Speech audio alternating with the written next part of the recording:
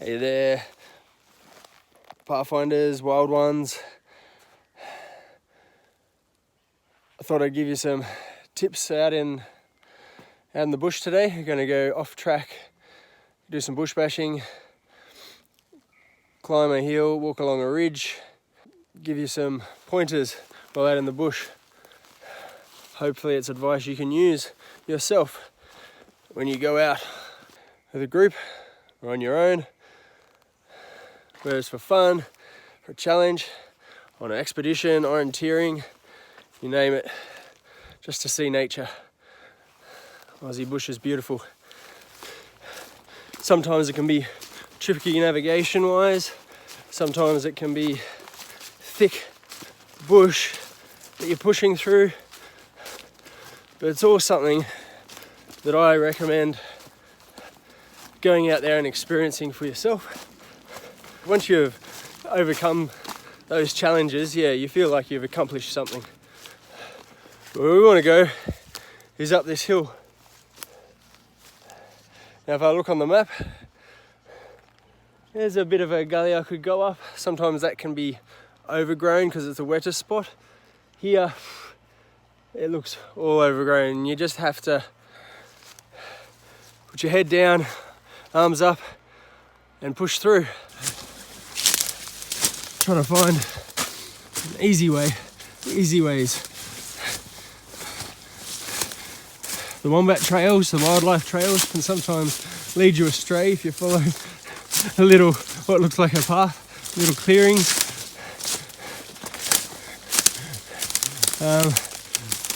But when you know you've got to get to the top of the hill, that's just push through. Just push through.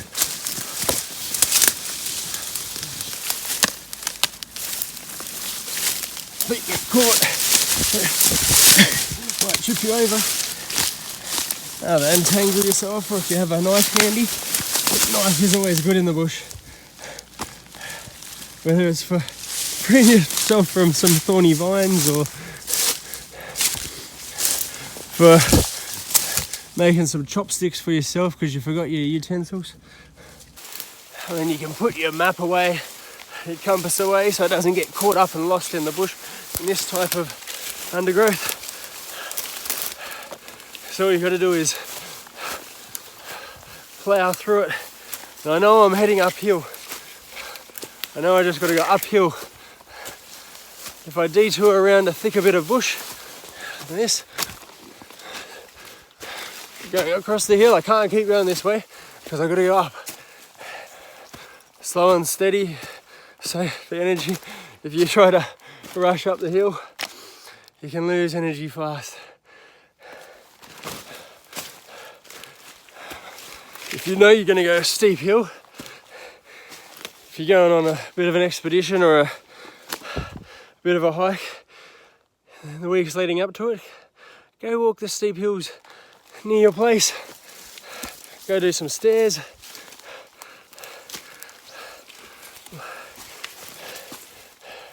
Oh dear, there's no path here, it's bush bash.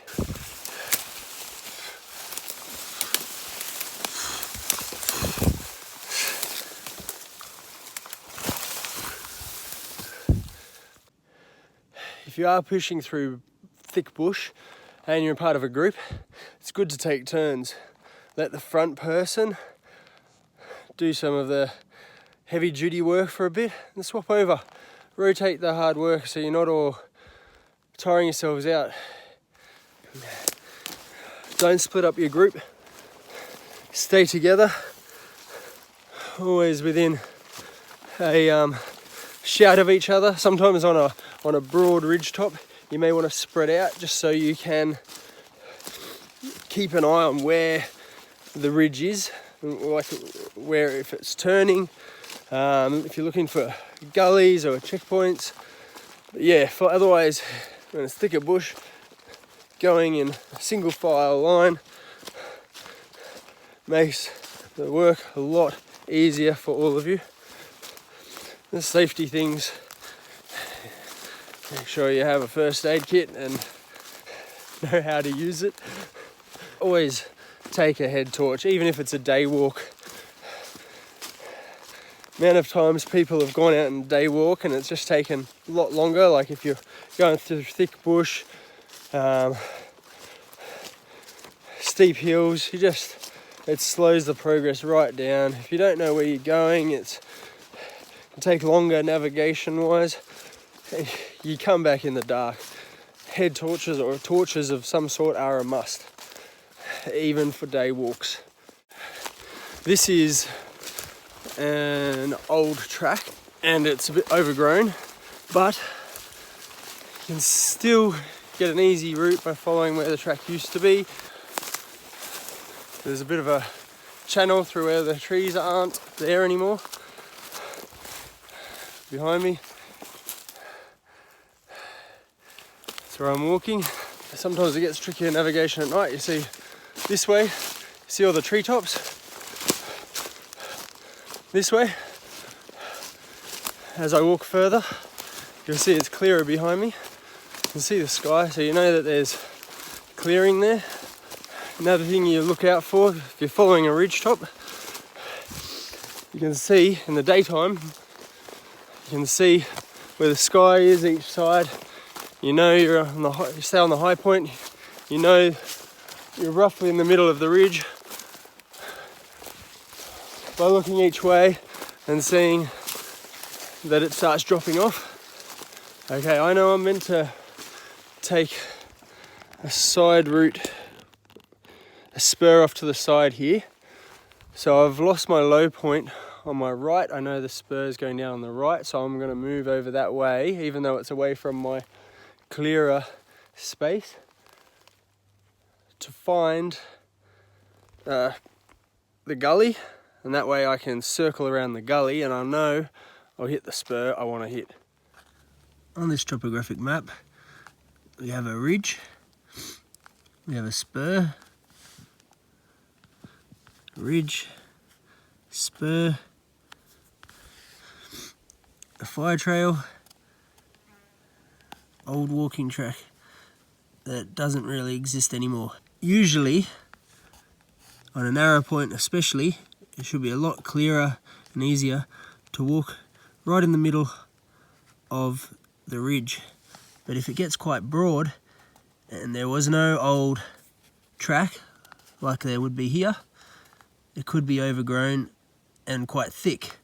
So sometimes it is easier to move over to the side and find near where it starts dropping away, where it's rockier. Now, for example, we have some rocks here as we head to the side, and that is a bit clearer to walk on. Obviously, a lot more tripping hazards with the rocks and drops, potential cliffs. So you need to be wary of those sort of obstacles and dangers. Where I am now is out here, so it is getting a lot rockier and will get steeper on each side. There's a cliff over here to my left. It drops away. So I cannot get down the side of the ridge. Go down what we call the spur. The contour lines are a lot further apart, which means it's not as steep as they are here and here. So it should be a lot easier to get down to the road. Although this dark green is telling you that's quite thick and it could be quite swampy if there's that watercourse down there. I've just come down a steep spur. There's a couple of rock outcrops. I made sure that if I was going down I could get back up, because the last thing you want, especially if you're on your own, is being stuck somewhere and you can't go down, you can't go up. So I don't recommend jumping down a drop if there's definitely no other way back up other than to climb back up. If you're not sure if you can climb it up, don't jump it. And you don't jump because you don't really know what's under the leaves. I mean, leaves are slippery as they are. There could be rocks, and if you don't want to twist your ankle. But yeah, I'm about to go down into the thicker stuff. What a recommendation is for bush bashing is long pants, long sleeve shirt. In this case, sometimes gloves are good.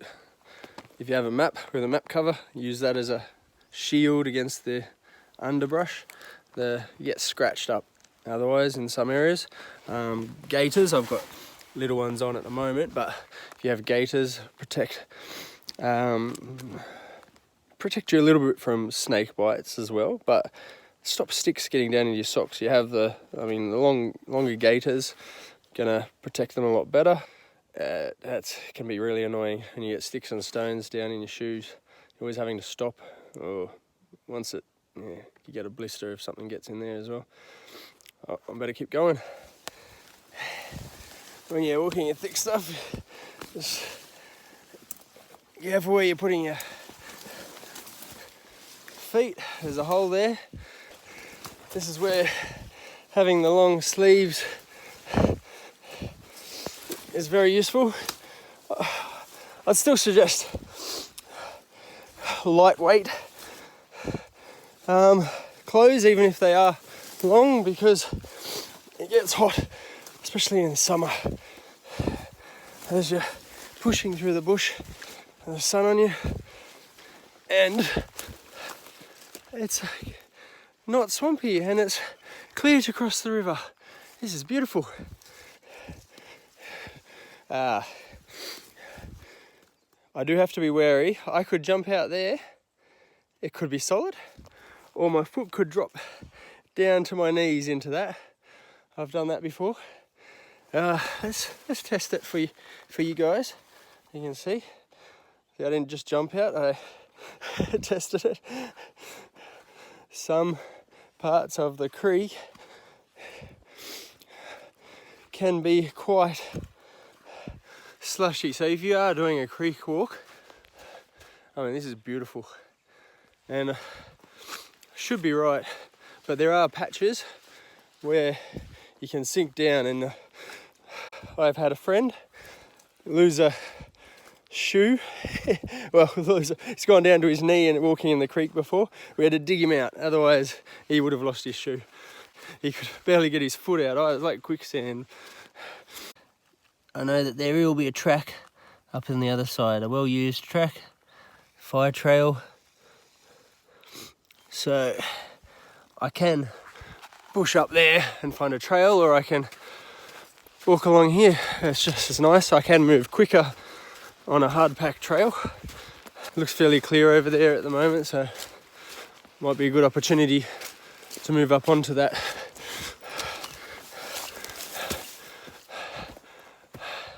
Out in the bush, it can get quite thick. There could be deep little creeks that you might need to cross. Fallen trees do sometimes help you through the thick bush, especially the larger ones that get you up above the undergrowth. If you're trying to push through the bush this way, it could take twice as long as going along the top of a large log. Here, I could choose to cross the log, which is risky. You could get down there, and it might be a bit steep, but you can find ways around. But if you're desperate, one leg either side and shuffle across. Watch your fragile bits. If you're good at balancing and you've done it before and you know your limitations,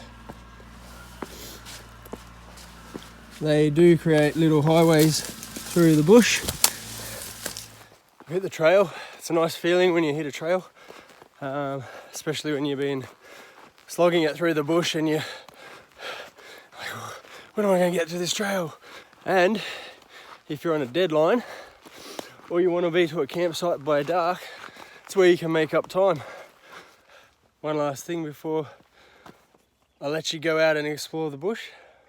A river.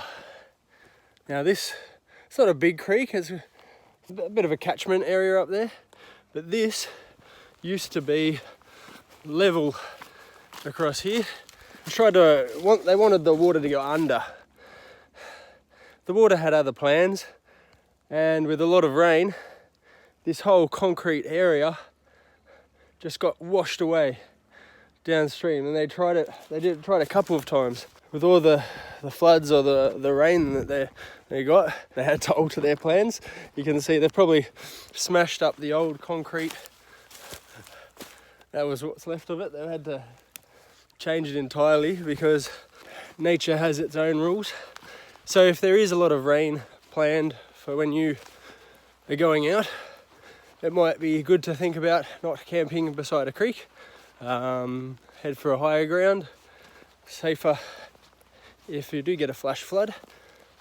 Alright, you wild ones, get out there and enjoy nature. Get off track. Have a bush bash. See ya.